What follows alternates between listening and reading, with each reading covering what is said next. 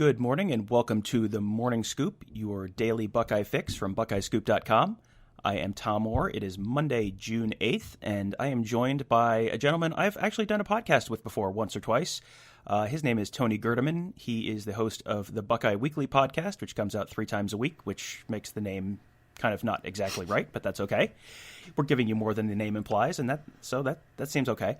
Tony is one of our staff writers at BuckeyeScoop.com. He's the lead beat writer for the site.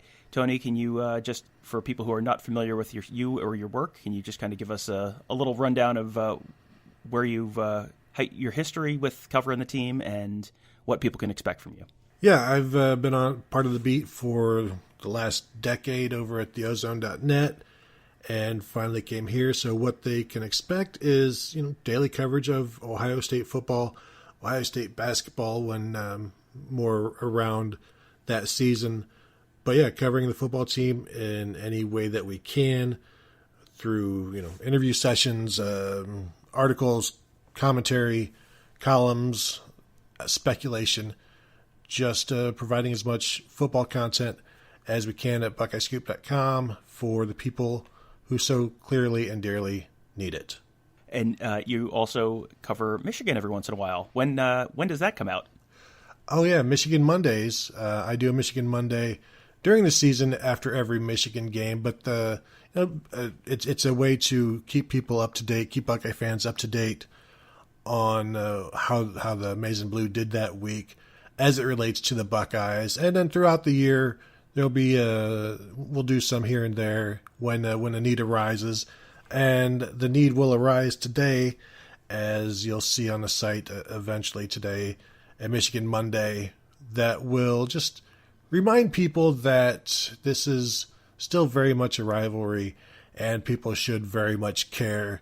And if you don't care, then you're doing it wrong. If you don't care, you should get off Tony's lawn because you don't remember the 1990s, I think is the takeaway there. That's a big takeaway.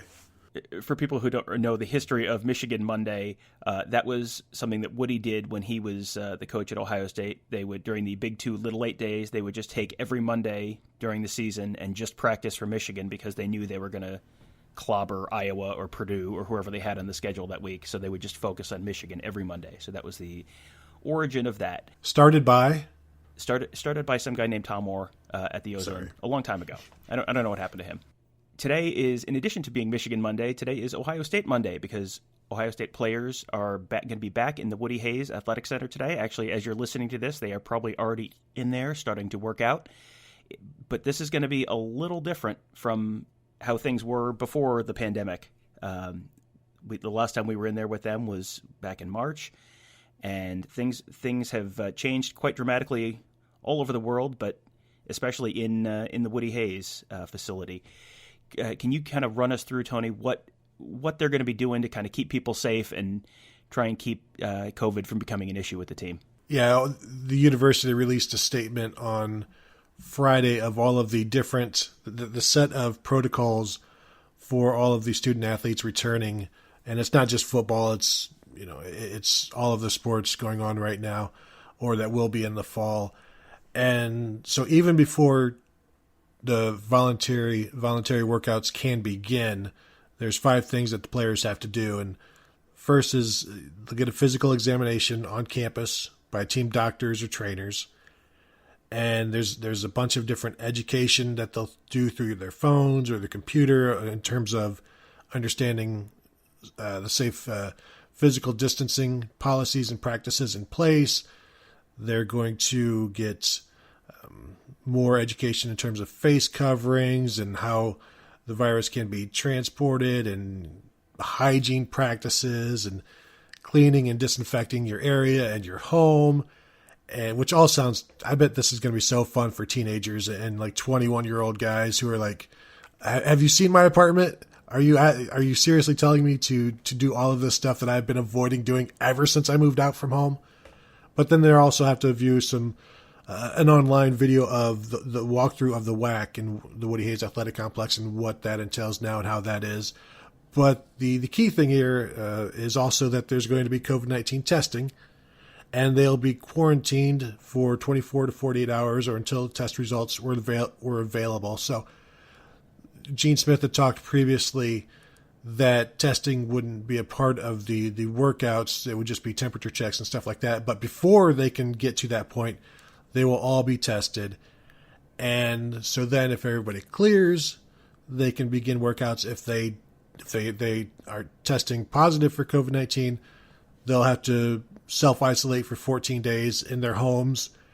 And if they have roommates, they want the people who are testing positive to self-isolate inside of a room and try to stay away from as many people as possible. But so that's what happens before even the workouts can take place. And the workouts, once players show up, the first thing that's going to happen is daily temperature screen, and they'll do a symptoms check on them. One simple thing: the doors to the WHAC and the Shoemaker complex will be propped open, so you can open it with your feet, or you can walk right in. You don't have to worry about spreading germs or catching them that way. And there's the social distancing, the physical distancing of at least 6 feet will continue. Face coverings will continue. Not necessarily during workouts, I would assume, but in terms of interacting with people, and so much about the sanitation and the hygiene, and that's really one of the big things. And just having players give enough area of separation between them in terms of working out or resting, just making sure that they're out on the outside fields, they're distanced, they're on the inside fields, they're distanced. One of the things is players will dress and undress at their apartments and then bring used workout gear back the next day for daily cleaning by the equipment staff. And so these are just that's most of the list. There's going to be water everywhere, but it will be individual bottled water. And so they're trying their best to eliminate the transmission as in as many different ways as they can. And then, if somebody tests positive, then they deal with that as well. Yeah, and they've got certain parts of the facility that are closed off. The locker room is closed off, the showers, the players' lounge, the dining area. That's all closed off. They're still not going to be there. It is very much just come in the door, go do your workout, drive home in your stinky clothes, and come back the next day. That's essentially what it is. And one thing that I think is probably a little bit reassuring is because these are voluntary workouts, the main coaching staff, like the Brian Day and the 10 main assistant coaches, are not going to be there. It is just going to be the strength staff. So, you've got coaches on that staff who are older, who are maybe in a little bit higher risk groups. Those guys are not going to be around during these workouts. So that's probably like one more kind of little. They're not there because of the NCAA rules, but there's a side benefit to it as well that they're not going to be there. One thing that's interesting is they've got these guys. It's not the whole team coming in. They've got this all spaced out throughout the day, and they're going to have a designated window, and they start at 6:30 in the morning until 3:30 in the afternoon for the voluntary workouts. So, they're going to do their best to keep guys spaced out, clean equipment between use, all of that kind of stuff. But, I don't know about you, but I am legitimately looking forward to having this be an actual step forward towards the season. This is, as you're listening to this, I think Tony and I are probably going to be out there at the Woody doing, this may be this year's version of the awkward hotel check-in photos that we do every year. We don't know exactly what to expect in terms of interviews or any of that kind of stuff, but we're planning on being out there. I don't know about you, but this is one of the more optimistic days I think we've had in terms of there being a college football season, probably since this all began, right?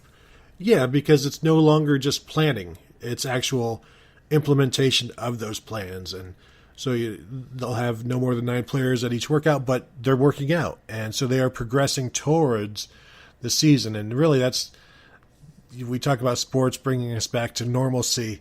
And sure, is it odd that a bunch of us standing around shooting pictures of players arriving, is that actually normalcy? On the Ohio State beat, it is. And so that's good. And really, for me, it's just the fact that we're no longer are we just talking about it. We're starting to implement the movements, and players are back and getting their workouts in, getting tested, getting all of that so that the time frames work out. And right now, the time frames are matching up fine in terms of starting the season on time. And we're even talking about, the how many fans in the stadiums. And is it going to be 50% capacity? Is it going to be 30? The closer we get, things continue to feel more optimistic. And it's not just a feeling. It's when you talk to people or administrators talk about what they're looking at and how many fans they're looking at, their numbers are getting larger as well. So as we go, things are starting to become more positive in that direction. And this first step of players getting back on campus, because without players on campus, there's no football, there's nothing. And so, you see schools are talking about on-campus classes. And, that's one of the major sticking points for Michigan. But everything is moving in the right direction in terms of getting college football started. So that's huge. And this is, like you said, Tom, this is like the first step in seeing it, the reality of it, seeing it in motion, having some tangible proof that there will be football this year. I'm wondering, as the players are coming back today, where are they going to be in terms of where they were strength-wise or speed-wise when this all started? Are guys going to be at 80% of what they were before, 95% of what they were before? That's something that I would love to ask Ryan Day or Mickey Marotti the next time we talk to them. I don't know if I get the sense that we would get an answer on that, but guys had such a wide range of facilities and equipment available to them during this period that I think you're going to have guys who come back pretty close to 100% of what they were before, and you're going to have guys who come back and it's through no fault of their own, they just didn't have much to work with and did their best. But when you're not training with a nationally recognized expert in strength training with top of the line equipment like you are at Ohio State, and Matthew Jones was the example they gave us about he had to do curls with milk jugs filled with dirt, and it's like, well, that's not quite the level of equipment they're working with at Ohio State. So what do you think is a reasonable expectation for how far behind guys will be at this point? Well, as Mickey Marotti kept telling them, this is a test, and I think everybody has taken it seriously in terms of you won't come back better, but the less worse you come back will be better for everyone. And there's only so much you can do. We remember we talked to Wyatt Davis, who would try to work out on fields and they would get chased off of them in California. Matthew Jones has had issues trying to find places to work in Brooklyn and in New York. And so you can't expect that they're just going to pick up right where they left off. And that's why being able to get back on campus for these voluntary workouts before the 6-week acclimation and fall camp period begins, this is huge because this allows them to get into camp without as much fear of injury and things like that.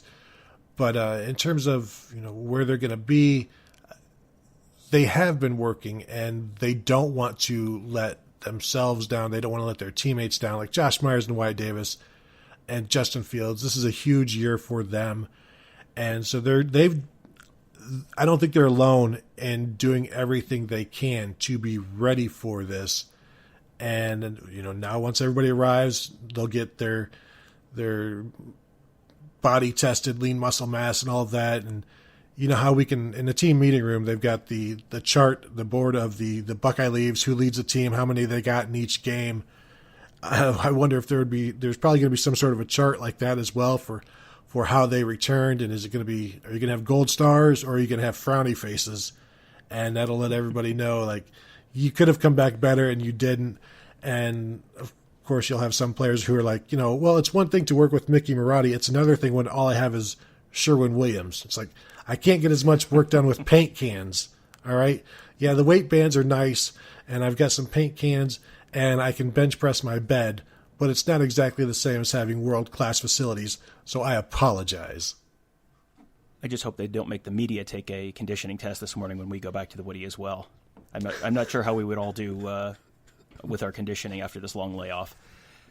Thank you for joining us, Tony. Really appreciate you taking the time to speak with us about the return of the Buckeyes to the Woody Hayes Athletic Center today.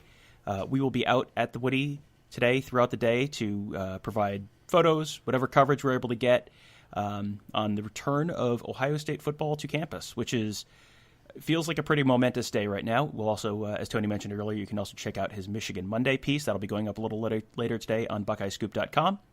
So just want to thank you guys for joining us, and we will talk to you tomorrow.